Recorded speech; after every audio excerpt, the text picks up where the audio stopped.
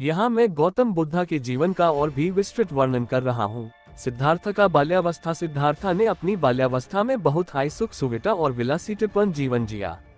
उनका महल सुंदर बागीचों, मनोहर झीलों और सुखद वातावरण से घिरा हुआ था।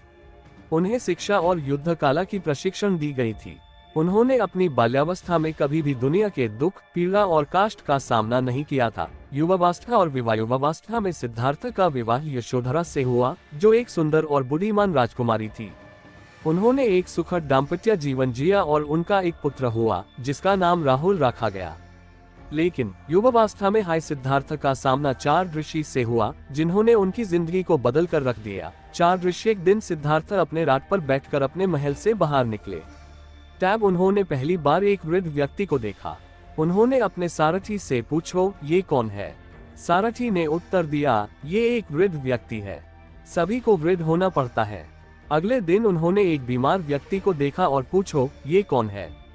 सारथी ने कहा, ये एक बीमार व्यक्ति है। सभी को कभी ना कभी बीमार होना पड़ता है।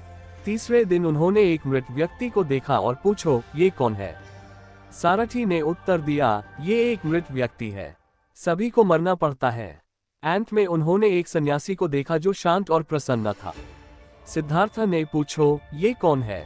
सारथी ने कहा, ये एक सन्यासी है जो सच की खोज में है।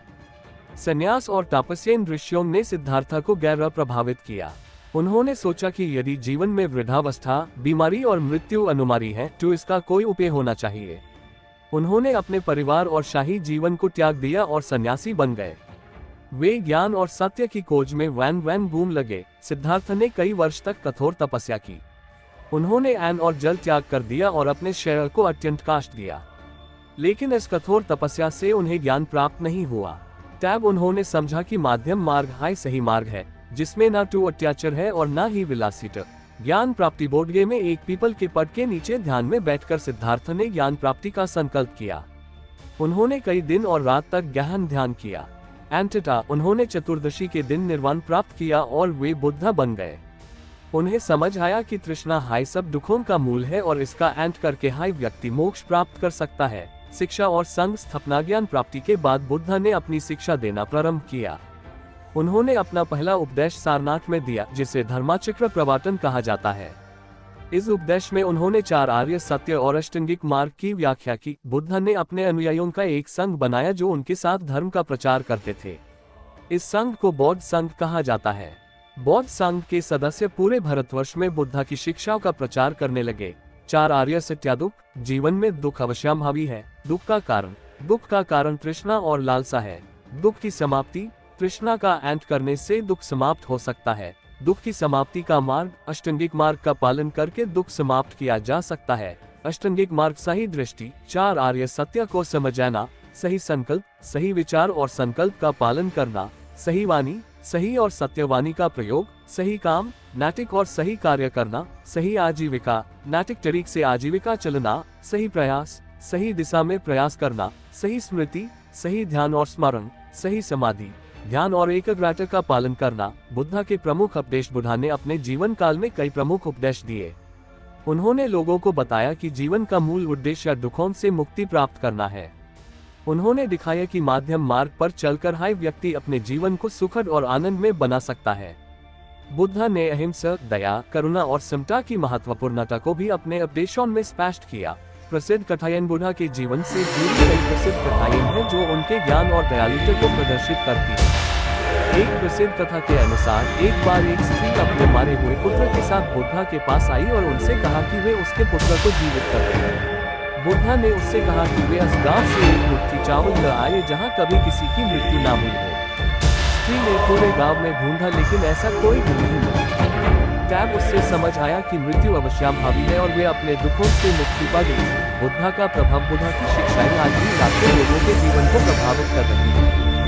बौद्ध धर्म दुनिया के विभिन्न क्षेत्रों में फैल चुका है और इसका प्रभाव China, Japan, Korea, Vietnam, Thailand, Myanmar, Sri Lanka और अन्य देशों में भी देखने को मिलता है। बुद्धा की शिक्षाएं जो अहिंसा, दया, करुणा और समता पर आधारित है, आज भी लोगों को जीवन के संचलन को समझने और जीवन को सुखद बनाने की प्रेरणा देती है। गौतम बुद्धा का जीवन और उनकी शिक्षाएं व्यक्तियों को जीवन की असली मान्यताओं को समझने और दुखों से मुक्ति प्राप्त करने जानकारी देती है। उन्होंने दिखाया कि माध्यम मार्ग, सही दृष्टि, सही संकल्प, सही वाणी, सही काम, सही आजीविका, सही प्रयास, सही स्मृति और सही समाधि का पालन करके व्यक्ति अपने जीवन को सुखद और आनंद में बना सकता है। बुद्धा के अंतिम दिन। बुद्धा ने अपने अंतिम दिन कुशीनगर में बिते। वे अपने शिष्यों के साथ दी और उन्होंने अपने अंतिम उपदेश दिए। उन्होंने कहा, सभी संख्याएं अनित्य हैं। अपने उद्देश्यों को पूरा करने के लिए प्रयासरत रहो। इसके बाद बुद्धा ने महापरिनिर्वाण प्राप्त किया। बुद्धा की शिक्षाओं का विस्तार। बुद्धा की शिक्षाएं आज भी लाखों लोगों के जीवन को प्रभावित कर रही हैं। बौद्ध धर्म दुनिया के विभिन्न क्षेत्रों में फैल चुका है और इसका प्रभाव China, Japan, Korea, Vietnam, Thailand, Myanmar, Sri Lanka और अन्य देशों में भी देखने को मिलता है। बुद्धा की शिक्षाएं, जो अहिंसा, दया, करुणा और समता पर आधारित है, आज भी लोगों को जीवन के सच। बुद्धा की कहानी विस्तृत रूप से लिखना एक बहुत ही व्यापक कार्य है, लेकिन मैं यहाँ पर उनकी जीवन यात्रा के प्रमुख अंश और उनके द्वारा दी गई महत्वपूर्ण शिक्षाओं का वर्णन करूंगा। प्रारंभिक जीवन। गौतम बुद्धा का जन्म 563 ईसा पूर्व में लुम्बिनी में हुआ था, जो वर्तमान में नेपाल में स्थित है। उनका जन्म नाम सिद्धार्थ था, जिसका अर्थ है वह जो सिद्धि प्राप्त करेगा। वे शाक्य गणराज्य के राजा शुद्धोधन और रानी मायादेवी के पुत्र थे। जब सिद्धार्थ का जन्म हुआ तो एक ऋषि ने भविष्यवाणी की कि वे या तो एक महान राजा बनेंगे या एक महान साधु। विलासिता का जीवन। सिद्धार्थ का पालन पोषण बहुत ही आरामदायक और विलासितापूर्ण वातावरण में हुआ। उनके पिता ने उन्हें संसार की हर सुख सुविधा प्रदान की ताकि वे दुनिया के दुखों से अनजान रहे। युवा सिद्धार्थ का विवाह यशोधरा नामक राजकुमारी से हुआ और उनका एक पुत्र राहुल भी हुआ। चार ऋषि का समय। सिद्धार्थ की जिंदगी में एक महत्वपूर्ण मोड़ तब आया जब उन्होंने चार ऋषि का सामना किया। एक वृद्ध व्यक्ति, एक बीमार व्यक्ति, एक मृत व्यक्ति और एक सन्यासी। इन ऋषियों ने उन्हें गहरा सोचने पर मजबूर कर दिया। उन्हें ये समझ में आया कि संसार में दुख और पीड़ा अपरिहार्य है। त्याग और तपस्या। इन ऋषियों से प्रभावित होकर सिद्धार्थ ने 29 वर्ष की आयु में अपने परिवार और शाही जीवन को त्याग दिया। वे सत्य और ज्ञान की खोज में निकल पड़े। उन्होंने कई वर्ष तक कठोर तपस्या की और विभिन्न गुरुओं से शिक्षा प्राप्त की। माध्यम मार्ग और ज्ञान प्राप्त कर उन्होंने कठोर तपस्या को छोड़कर मध्यम मार्ग अपनाने का निर्णय लिया, जो ना तो अध्ययन में होता है और न ही आत्मा संयम में।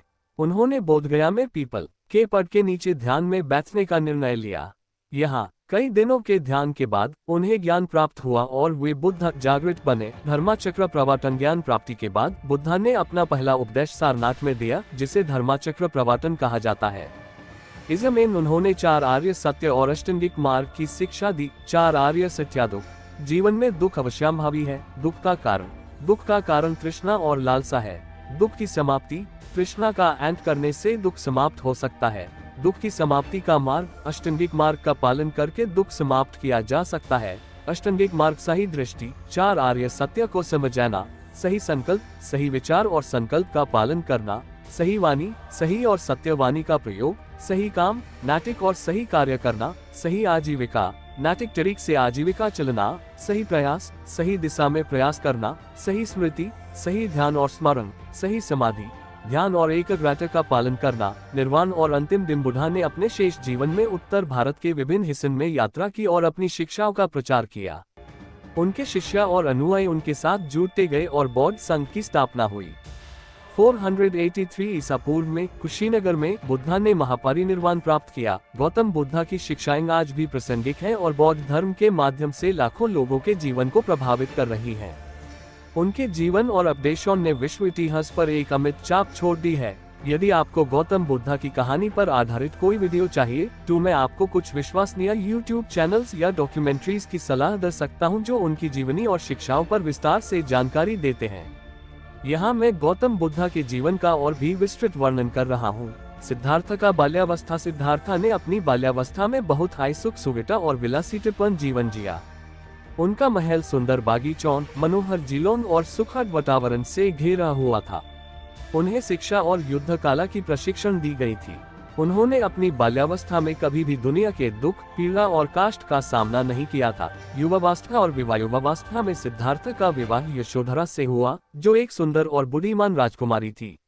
उन्होंने एक सुखद दाम्पत्य जीवन जिया और उनका एक पुत्र हुआ जिसका नाम राहुल रखा गया।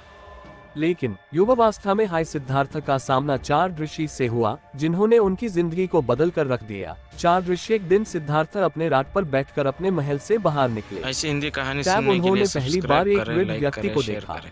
उन्होंने अपने सारथी से पूछो ये कौन है। सारथी ने उत्तर दिया ये एक वृद्ध व्यक्ति है। सभी को वृद्ध होना पड़ता है। अगले दिन उन्होंने एक बीमार व्यक्ति को देखा और पूछो ये कौन है। सारथी ने कहा ये एक बीमार व्यक्ति है। सभी को कभी ना कभी बीमार होना पड़ता है। तीसरे दिन उन्होंने एक मृत व्यक्ति को देखा और पूछो ये कौन है। सारथी ने उत्तर दिया ये एक मृत व्यक्ति है। सभी को मरना पड़ता है। अंत में उन्होंने एक सन्यासी को देखा जो शांत और प्रसन्न था। सिद्धार्थ ने पूछो ये कौन है। सारथी ने कहा ये एक सन्यासी है जो सच की खोज में है। सन्यास और तपस्या ऋषियों ने सिद्धार्थ को गहरा प्रभावित किया। उन्होंने सोचा कि यदि जीवन में वृद्धावस्था, बीमारी और मृत्यु अनिवार्य है तो इसका कोई उपाय होना चाहिए। उन्होंने अपने परिवार और शाही जीवन को त्याग दिया और सन्यासी बन गए। वे ज्ञान और सत्य की खोज में वैन घूम लगे। सिद्धार्थ ने कई वर्ष तक कठोर तपस्या की। उन्होंने अन्न और जल त्याग कर दिया और अपने शरीर को अत्यंत कष्ट दिया। लेकिन इस कठोर तपस्या से उन्हें ज्ञान प्राप्त नहीं हुआ। तब उन्होंने समझा कि मध्यम मार्ग ही सही मार्ग है जिसमें न तो अत्याचार है और न ही विलासिता। ज्ञान प्राप्ति बोर्ड गेम में एक पीपल के पेड़ के नीचे ध्यान में बैठकर सिद्धार्थ ने ज्ञान प्राप्ति का संकल्प किया। उन्होंने कई दिन और रात तक गहन ध्यान किया। अंततः उन्होंने चतुर्दशी के दिन निर्वाण प्राप्त किया और वे बुद्ध बन गए। उन्हें समझ आया कि तृष्णा हाई सब दुखों का मूल है और इसका अंत करके हाई व्यक्ति मोक्ष प्राप्त कर सकता है। शिक्षा और संघ स्थापना ज्ञान प्राप्ति के बाद बुद्ध ने अपनी शिक्षा देना प्रारंभ किया। उन्होंने अपना पहला उपदेश सारनाथ में दिया जिसे धर्मचक्र प्रवर्तन कहा जाता है। इस उपदेश में उन्होंने 4 आर्य सत्य और अष्टांगिक मार्ग की व्याख्या की। बुद्ध ने अपने अनुयायियों का एक संघ बनाया जो उनके साथ धर्म का प्रचार करते थे। इस संघ को बौद्ध संघ कहा जाता है। बौद्ध संघ के सदस्य पूरे भारतवर्ष में बुद्ध की शिक्षाओं का प्रचार करने लगे। मुक्ति और महापरिनिर्वाण बुद्ध ने अपना शेष जीवन व्यक्तियों को दुखों से मुक्ति दिलाने और सत्य के मार्ग पर चलने की शिक्षा देने में बिते। वे लोगों को समझाते थे कि दुखों का मूल कारण तृष्णा और लालसा है और इसका अंत करके व्यक्ति मोक्ष प्राप्त कर सकता है।